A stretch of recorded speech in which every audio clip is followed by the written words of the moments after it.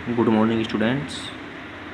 तो जैसे कि आपको पता है कि हमने कल वाली क्लास में आपके ये वाले टॉपिक कंप्लीट करा दिए थे, ठीक है। तो आज देखो हमारा जो टॉपिक होगा इससे आगे वो होगा एम्पियर मैक्सवेल परिपतीय नियम, ठीक है। देखो जो हमारा एम्पियर का जो मैक्सवेल परिपतीय नियम है बिल्कुल सेम ही है जो मैंने तुम्हें किस वाले चैप्टर में, जो हमारा चुंबकीय क्षेत्र वाला चैप्टर था वो कराया था, बिल्कुल सेम का सेम है, ठीक है। तो देखो जो हमारा एम्पियर का जो परिपतीय नियम होता है इसके बारे में मैं आपको बताऊं तो ये क्या होता है। मान लिया हमने हमारे पास क्या है, कोई बंद लूप है, ठीक है, या हम बंद लूप के स्थान पर ये भी बोल सकते हैं कोई बंद परिपथ है, ठीक है। तो क्या बोलते हैं फिर कि किसी बंद परिपथ के अनुदिश, ठीक है। और क्या था, चुंबकीय क्षेत्र का रेखीय समाकलन, यानी कि चुंबकीय क्षेत्र का रेखीय समाकलन का मतलब है हम इस प्रकार लेते थे, ठीक है। ये हो गया हमारा। तो क्या होता है कि जो उस परिपथ की कुल धारा होती है उसका म्यू नोट गुणा होता है। मैंने डेफिनेशन पहले भी लिखवाई थी आपकी, तो एक बार और लिखवा देता हूँ उसको। तो क्या है कि किसी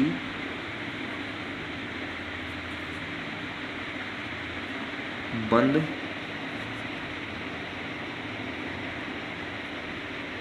परिपथ के अनुदिश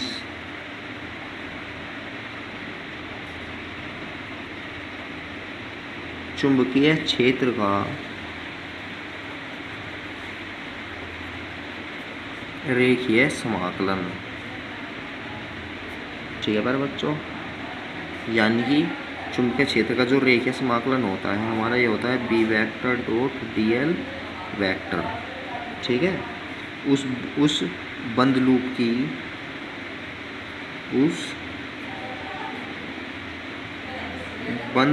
की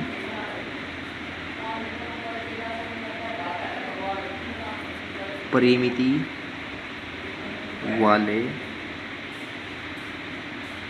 पृष्ठ से गुजरने, ठीक है, गुजरने वाली कुल धारा, कितनी होती है हमारी कुल धारा। देखो यहाँ पे जो कुल धारा होगी वो धारा कौन कौन सी होगी, एक तो होगी हमारी चालन धारा, ठीक है, यानी इस वाले नियम में जो हम धारा लेते हैं एक तो हमारी चालन और विस्थापन धारा का योग, ठीक है, ये लिखते हैं का म्यू नोट गुणा होता है।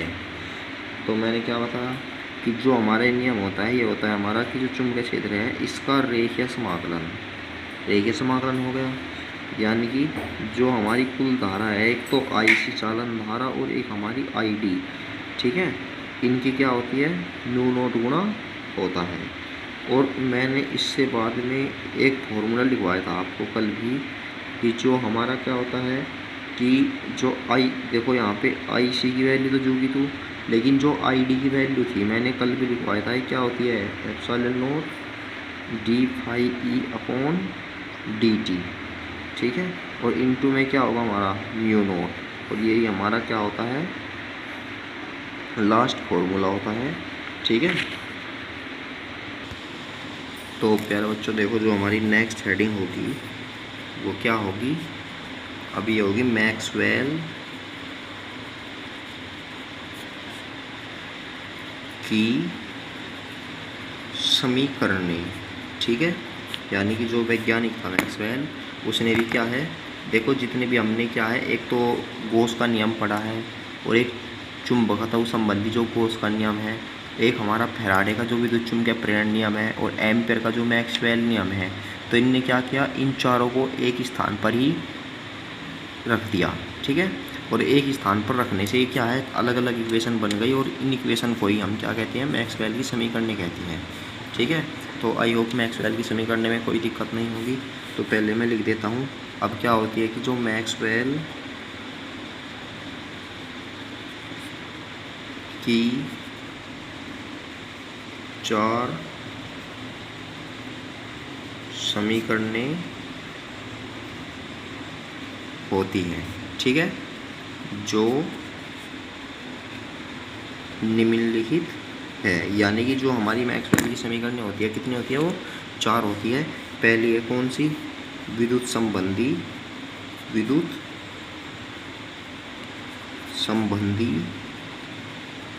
गॉस का नियम। देखो हमने क्या है, गॉस का नियम पढ़ा था। तो गॉस का नियम क्या था हमारा, ये था कि किसी बंद पृष्ठ से गुजरने वाला वैद्युत फ्लक्स, ठीक है, क्या होता है, पृष्ठ द्वारा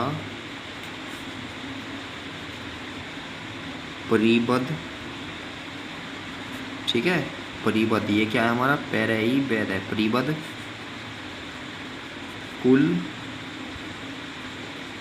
आवेश का 1/ε0 गुना होता है। ठीक है, तो आई होप यहाँ तक क्लियर हो गया होगा सभी का। अब देखो हमारी जो गॉस का नियम है, सभी को पता है कि जो गॉस का नियम होता है हमारा, वो क्या होता है, यदि हम सूक्ष्म से ले तो ये होता है हमारा फाई ई बराबर कितना होता है, 1/ε0 और क्यों जो हमारी कुल नेट होता है। ठीक है, या हम इसको जो हमारा संशोधित रूप है, इसको हम ये भी तो लिख सकते हैं बंद वक्र के अनुदिश इंटू डी ए वेक्टर, क्योंकि हमें पता है कि जब हम डी ए वेक्टर को हटाएंगे तो यहाँ पे ए लिखेंगे तो हमारा फाई ई तो आएगा, तो इससे कोई फर्क ही नहीं पड़ता। तो इक्वल किसके हो गए, ε0 क्यों नेट के। ठीक है, पहला नियम तो हमारा ही हो गया, यानी पहला नियम यही लिखना था जो हमारा गॉस का नियम है। ठीक है, अब इसके बाद में आता है हमारा दूसरा नियम, और दूसरा नियम क्या है, ये हमारा चुंबकत्व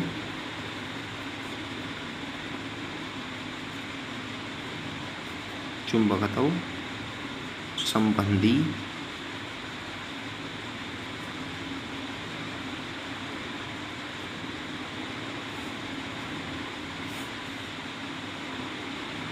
ठीक है, तो हमारी जो नेक्स्ट हेडिंग होगी वो क्या होगी, चुंबकत्व संबंधी गॉस की प्रमेय। तो देखो जो हमारी नियम होता है, क्या होता है इसमें बता दूं मैं, ये होता है हमारा किसी बंद पृष्ठ के अनुदिश, ठीक है, चुंबकीय क्षेत्र का रेखीय समाकलन का मान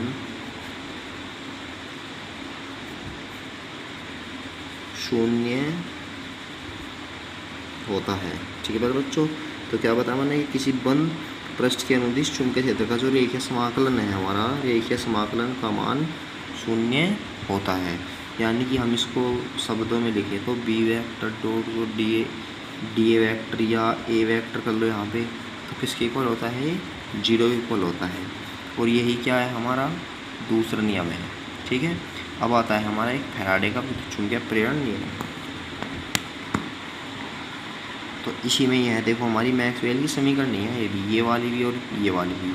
ठीक है, अब इसके बाद में लिखते हैं हम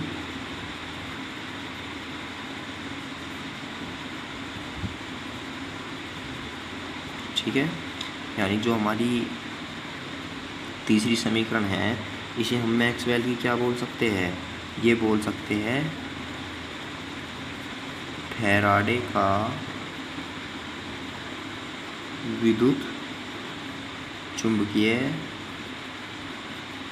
प्रेरण नियम।